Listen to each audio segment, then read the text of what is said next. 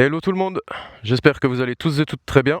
Aujourd'hui on se retrouve pour une nouvelle vidéo avec, vous la voyez devant vous, le petit monstre, une Kawasaki Ninja 125.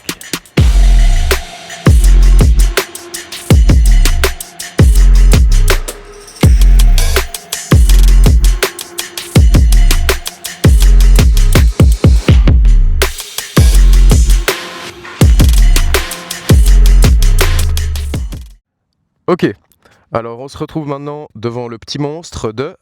Edgar. Donc je m'appelle Edgar, j'ai 17 ans, je suis aux études au gymnase et moi j'ai une Kawasaki Ninja 125. En vrai, quand je l'ai acheté, je connaissais pas grand chose de moto, du coup je savais pas si c'était une bonne moto ou pas. Et je l'ai acheté surtout pour son look honnêtement, parce que les parties techniques et tout ça, j'y connaissais rien. Et en vrai je regrette pas, c'est l'une des plus jolies 125 à mon avis. En tout cas je préfère dans le côté sportif vu que c'est ce que je préfère. Je l'ai acheté pour 3000 francs à 9000 km. Mais juste avant, il a fait tous les services, tous les pneus, tout. Du coup, je pense que c'est un plutôt bon plan. Elle est en très bon état. L'ancienne personne qui l'avait, il est tombé avec, il l'a couché. Mais il a tout changé sauf une rayure sur le pot d'échappement et sur l'embrayage. Sur le frein, pardon. Et voilà, cette moto, c'est une bonne moto pour commencer, je pense, comme toutes les 125. Et niveau technologie, c'est une 2020, mais elle a des technologies de 19e siècle maximum. J'ai même pas le compteur de rapport engagé et tout, j'ai rien.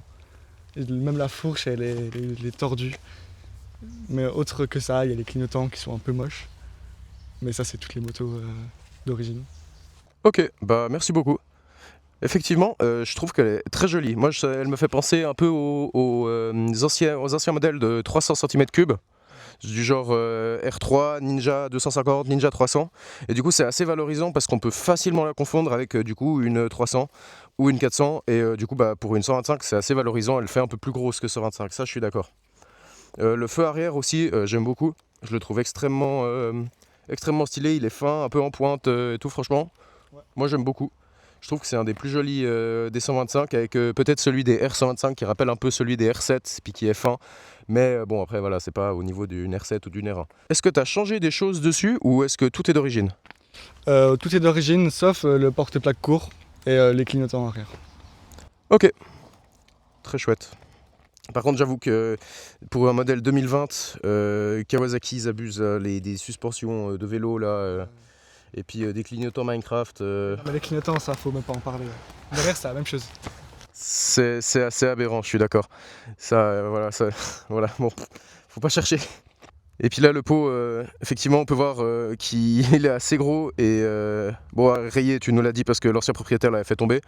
Après, ça, c'est pas très grave, mais il est absolument immense et extrêmement moche. Ouais, oui, mais après, j'ai regardé pour un pot, un meilleur pot, c'est 500 balles et j'ai pas envie de mettre 500 balles dans un pot de 125. Compréhensible, c'est vrai que c'est un prix à mettre. C'est toujours les pots. Moi, j'ai eu un bon deal avec mon pot d'échappement, avec l'homologation suisse et puis tout ce qu'il fallait, l'homologation européenne aussi. Je l'ai payé 370, donc ça va. C'est un bon deal, mais il y a beaucoup de pots d'échappement qui coûtent très très cher. Donc voilà, c'est clair que c'est un investissement à faire. Si je la laisse aller toute seule sans les mains, je sens qu'elle penche du côté du pot d'échappement tellement il est lourd. Ah ouais, sérieusement? Oui, je te promets, le pot, c'est le problème de la moto. Et puis là-dessus, on va passer à la partie Komodo pour vous expliquer, vous montrer un peu qu'est-ce qu'il y a sur le tableau de bord. Ok, du coup là on se retrouve sur la partie Komodo et tableau de bord. On peut voir, on va commencer de droite à gauche. Forcément, le frein, c'est mieux qu'il soit là plutôt qu'il soit pas là parce que sinon ça devient vite fâcheux. Le démarreur, le coupe-circuit classique, cette fois pas comme sur la MT125 où tout est en un seul bouton, là cette fois c'est deux boutons, vous avez un bouton pour le coupe-circuit et un bouton pour le démarreur, comme sur la mienne. Le contact, les clignotants, gauche, droite, le klaxon qui est là-dessous, les petits phares, les grands phares et la gâchette pour les appels de phare, ainsi que l'embrayage parce que c'est mieux qu'il soit là aussi. Ensuite, si on allume l'écran, on peut voir une petite animation où les choses se chargent. On a donc le voyant neutre, le voyant ABS, le voyant pour un témoin moteur, mais en général ça s'éteint quand on allume la moto. La jauge à essence, les tours minutes. Au milieu, en assez gros, la vitesse. On a l'heure, on a le kilométrage total de la moto, le logo Kawasaki. Et c'est à peu près tout. Il y a d'autres choses ou pas ? Oui, on peut changer juste pour afficher le tour. Mais c'est tout, on peut juste changer ça. Ok, donc on peut mettre les tripes A et B et le kilométrage total de la moto. Ok. Bon bah là-dessus, moi je propose qu'on aille rouler parce qu'il fait extrêmement chaud. Et comme ça, on voit plus en détail cette petite Kawasaki Ninja 125. Et du coup, on se retrouve sur la petite Kawasaki Ninja 125. Avec un réservoir en métal. Tiens, ça fait plaisir. J'aime bien les réservoirs en métal, ça fait plus propre que les réservoirs en plastique, je trouve. Mettons le contact. Tac, et démarrons la bête.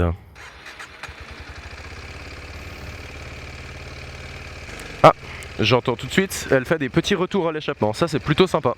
On aime bien les petits retours.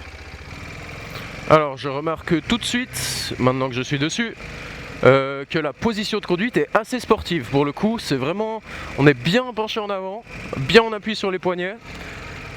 Franchement, c'est bien sportif et ça, moi j'aime bien. Je trouve assez sympa. Ok, du coup, de ce que je peux parler maintenant tout de suite, c'est de la position de conduite. J'en ai déjà parlé un petit peu avant en disant qu'on est pas mal en appui sur les poignets. Mais j'avais pas parlé de l'appui au niveau des fesses et du confort de la selle, ni des repose-pieds pour le conducteur. Donc franchement, la selle est un peu dure, mais pour le moment j'ai pas mal aux fesses, donc ça c'est un bon point. Et les repose-pieds sont bien en arrière, mais pas trop haut je trouve. Donc du coup on n'est pas assis de manière inconfortable sur la moto. Et ça c'est pas mal. Faut pas négliger le fait que vous serez quand même bien en arrière sur les repose-pieds. Mais pas avec les jambes trop recroquevillées. Et ça du coup c'est très agréable. Surtout pour des longs trajets. Au niveau de la hauteur de selle, moi je fais 1m88 à peu près. Et je suis très bien assis dessus, hein, j'ai vraiment les pieds à plat, chez plat, sur le sol quand je me pose, donc aucun souci à ce niveau-là. Pour des personnes de plus petite taille, la selle est vraiment très fine, donc vous aurez aucun souci pour poser les pieds par terre. Ça je pense pas qu'il y aura de souci, c'est pas une moto très haute de selle, elle est je pense plus basse que ma Duke, donc là-dessus bon point aussi pour les personnes de petite taille. Je remarque aussi quelque chose au niveau du cale-pied droit. Mon talon vient toucher le pot d'échappement. Donc j'ai vu qu'il y avait une couche en plastique par-dessus. Donc qui aide à ce que votre chaussure ne fonde pas littéralement sur le pot d'échappement. Mais du coup, ça peut peut-être gêner certains. C'est pas aussi gênant que sur la MT 125 où là vraiment les cale-pieds passagers étaient très proches des cale-pieds conducteurs. Mais ça peut gêner un petit peu. Et embêter un petit peu pour le placement des pieds quand on cherche à avoir une bonne maîtrise de la moto. Mais moi je trouve pas ça extrêmement gênant personnellement. La reprise est moins bonne que sur ma Duke par contre. On a des rapports plus longs, mais avoir un prix puisque ça reprend légèrement moins bien, je dis bien légèrement, que ma Duke. Le freinage est vraiment un gros point fort de cette moto je trouve. Vraiment le frein est bien dosable, précis je trouve, plus précis que sur ma Duke et infiniment mieux que celui sur la MT 125 que j'avais testé l'autre jour. Tout simplement parce que celui sur la MT 125 faisait vraiment quelque chose de bizarre. On aurait dit que l'ABS était activé en permanence. C'était vraiment extrêmement perturbant et du coup ça empêchait de freiner correctement. Là le frein est vraiment dosable, précis, il marche bien, freinage à deux doigts, aucun souci. Donc là pour le coup, bon point pour cette moto. Pour ce qui est de la sonorité de la moto, c'est pas mal. Je vous avoue que le son est moins joli que sur ma Duke. Bon, sur la Duke c'est à prendre avec des pincettes puisque le pot n'est pas d'origine. Et c'est aussi beaucoup moins gracieux je trouve que sur la Yamaha MT 125 qui avait un bruit d'origine beaucoup plus joli, il me semble. Là, c'est un peu disgracieux, il fait pas trop de bruit, du coup c'est agréable, mais le bruit n'est pas très joli, je trouve. Là, on est sur une portion un peu plus serrée, donc on va pouvoir voir comment cette petite Ninja 125 s'en sort en virage. Sachant que je suis extrêmement loin d'être le meilleur des pilotes, donc vraiment apprendre ma conduite avec des pincettes.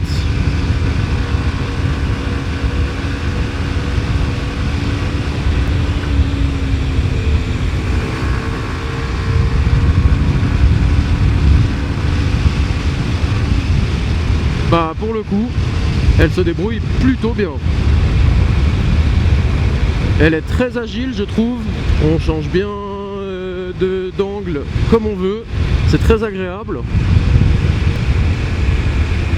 Elle plonge toute seule dans les virages, on n'a même pas besoin d'y penser. Elle y va toute seule. Donc ça, c'est vraiment un gros point positif. Précision, je trouve que pour le moment, c'est vraiment bien. Rien à redire là-dessus, c'est bien. C'est tout simplement bien.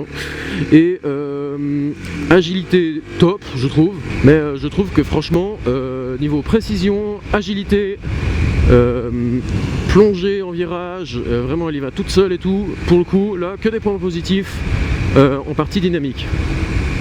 Pour ce qui est des rétros, on voit plutôt bien dedans, je trouve.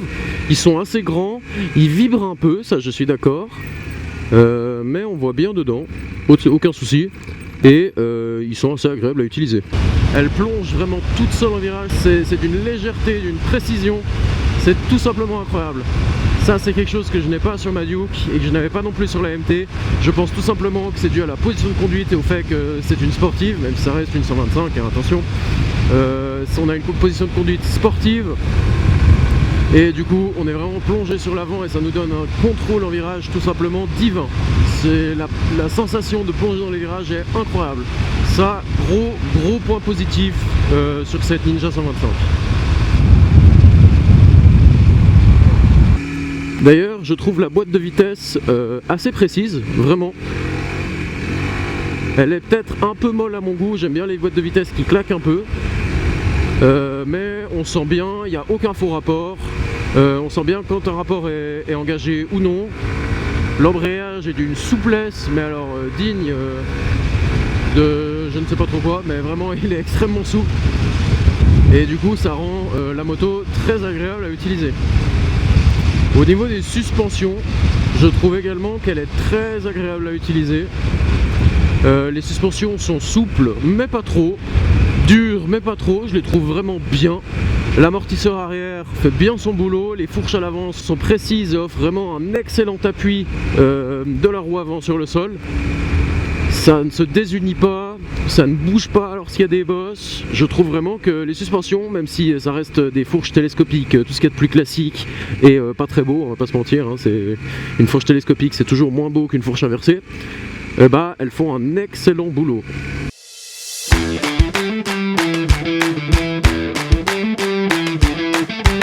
Donc là, petit disclaimer, malheureusement, vous avez pu le voir dans les 2 derniers essais de la chaîne, il y avait un test d'accélération de 0 à 100 km/h. J'ai réfléchi et je me suis dit que c'était pas légal forcément puisqu'on est sur des routes à 80. Et jusqu'à ce que je trouve une solution, donc peut-être aller sur l'autoroute où du coup on a le droit d'aller à 120 ou même à 100 du coup, et de pouvoir faire ça légalement, il n'y aura malheureusement plus d'essais de 0 à 100 sur la chaîne, donc ça c'est temporaire jusqu'à ce que je trouve une solution. Mais pour le moment du coup ce sera un 0 à 50 et un 0 à 80 km/h. Là-dessus, on est parti.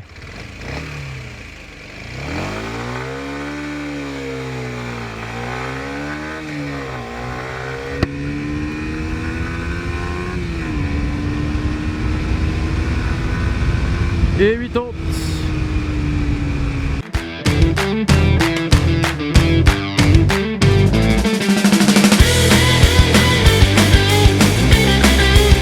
Et on est parti. « 50. Elle y arrive très vite, hein, effectivement.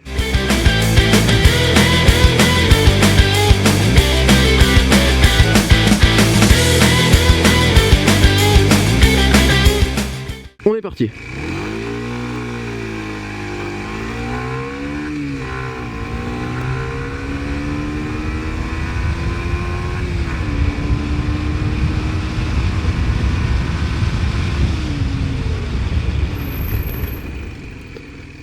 Oh, ça freine bien.